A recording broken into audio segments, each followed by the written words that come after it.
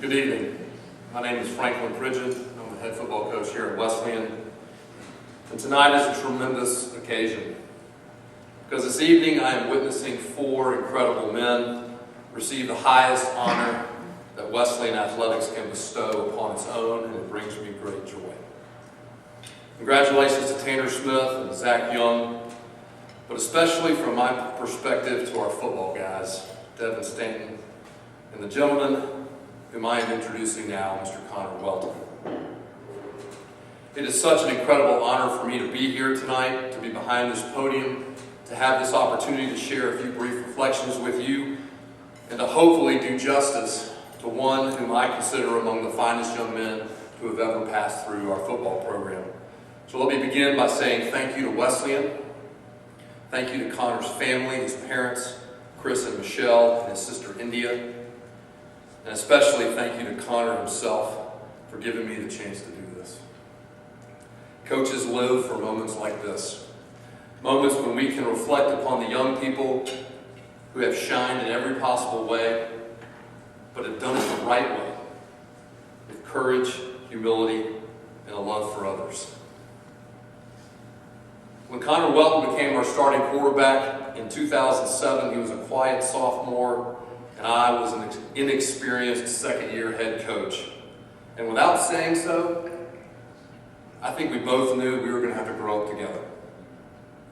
And thanks to Conor's courage and confidence, we did so effectively. Admittedly, there were some rocky moments at the start of our journey together. An ankle injury halfway through his sophomore season and some close losses left questions being asked about both of us heading into 2008. When we started Conor's junior season, we found ourselves at 1-2 after the first 3 games. And candidly, critics were pushing for a change at quarterback and maybe even a change at head coach. It was a dark time, but we all know how this story ends. I felt in the early fall of 2008 that in a very real sense, it was me and Conor against the world. Kindred spirits weathering a storm of doubters and negativity. But we persevered. We persevered the only way either of us ever knew how, and that was together. We never gave up on each other, and ultimately, of course, Conor vindicated us both in dramatic fashion. My football brother and kindred spirit, we shared a similar path in 2008 before we hit our collective stride. Conor made us both right. He graduated with impressive stats, throwing over 50 touchdown passes and amassing nearly 3,600 yards of passing.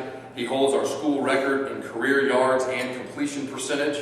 He was an all-state football player, and in 2009 was selected as our region's Offensive Player of the Year. But by far more important than his personal stats, Conor is simply the most successful quarterback that Wesleyan football has ever had. He and his esteemed teammates led us on a 24-game winning streak from 2008 to 2009. Several of those teammates are with us here tonight. 2 region championships and the well-documented state championship of 2008. On the baseball diamond, Conor continued his success, leading that program to 3 straight state championships and setting new school records at the plate as well. He continued his baseball career after Wesleyan at the University of Georgia, where he excelled, of course, but selfishly, to me, he was always our quarterback. We're in number 7. In the words of legendary coach Bear Bryant, Conor ain't never been nothing but a winner. But the stats and the winning streaks and the championships, they only scratch the surface of who this young man is and why he is here tonight being inducted into this prestigious and elite congregation. Conor elevated himself to this level because, in my opinion, he brought his best at every defining moment in his Wesleyan athletics career. We all marveled at his play during the championship games and the series, but I remember more unheralded moments. Moments that to most people went unnoticed. Moments like on the road at Commerce in 2008, when he threw 14 straight completions in a most uncommon way. He demonstrated the poise that we had been looking for out of him all year. He led us to a 34-7 win, a feat that many thought was unlikely at best. The determination and grit he demonstrated the following year in 2009, when he threw 3 touchdowns and almost 300 yards in an emotional payback win over Darlington at home, 35-7. But my favorite might be the most bittersweet. When he hit Harrison Cheeley in the corner of the end zone to lead us to a playoff win in overtime versus Bowden after having torn his ACL earlier in the game.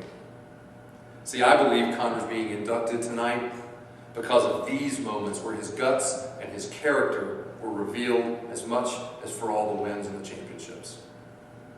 He started as a player, then he became a champion. And now he is something much more to me. He is a treasured friend.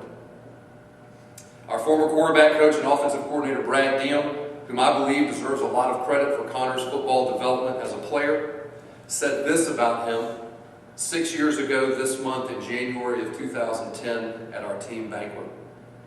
Brad said, "He will always be important to this program, to this team, to the players that come after, and he will always be important to me." I echo Brad's statements wholeheartedly. Therefore, it is with great personal pride and joy on behalf of our school and our football and baseball families that I introduce to you 2016 Wesleyan Athletics Circle of Honor inductee, number 7, Mr. Conor Welton.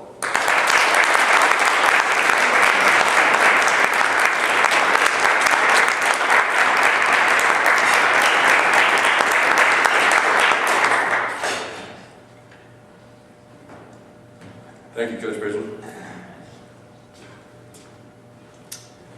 It's an honor to receive this award tonight with Devin and Tanner. Tanner, you were a great role model the whole way through Wesleyan.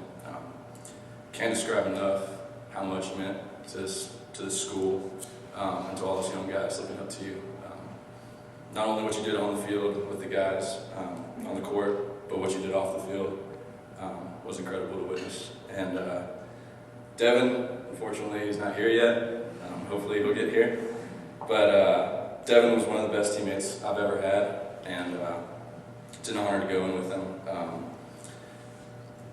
Came here his sophomore year, and immediately we clicked, and it's a great friendship ever since then. My time at Wesleyan has been really special because of the people that were here. People always say to me, it feels like there's 10,000 Wesleyan students. When we go off to college, it feels like there's Wesleyan people everywhere. And it's because we've stayed close throughout our whole time in college. And, a bunch of them are here tonight. They're some of my best friends, and just wanted to include them because they were a big part of this, blocking for me and keeping me protected on the football field. To the coaches, Coach Kramer, Coach Glory, Coach Shaheen, Coach Pridgen, undoubtedly the best coaches I've ever had. And can say that through college, through Little League, through high school, undoubtedly the best coaches. Not only as coaches on the field and what they did for me as a player, but what they taught me as a human being. Coach Kadori, you were pretty scary when I first stepped on campus as a little guy. He was the dean of students when I was here, but what you did for us in the off season, even when we were in college, I'll never forget it. Pulling sleds out there with David, throwing up everywhere, made us all better people, and thank you for everything you've done. Coach Shaheen, I can honestly say that springtime at Wesleyan is the greatest time of the year because we get to play baseball every year. Playoffs, the best time of the year. It's better than Christmas. It's better than anything. Definitely the most fun times of my life. Coach Kramer, you were there through football and baseball. Coach Kramer is actually the best defensive mind in the state of Georgia, undoubtedly. But he turned it over to baseball now, and everybody knew it would only be a matter of time before you got that first state championship as a head coach. So congratulations, and thank you for everything you've done. And Coach Pridgen, It was, everything you said was completely true. Playing for you, I think, you as a head coach, can't think of a more perfect person for the team we had, for the people we had. Can't think of a better person to lead the team we had. We had a perfect season that year, ended in a state championship, so you were the perfect guy for the job. So thank you for everything you've done. And to the guy that made everything here happen, Mr. Young, thank you. Thank you for creating this school, this program, and I appreciate you, everything you've done for this program. It's an honor to be here tonight. Big guy just showed up. Glad you can make it here safe. And I'll turn the program over to you. Thank you, guys.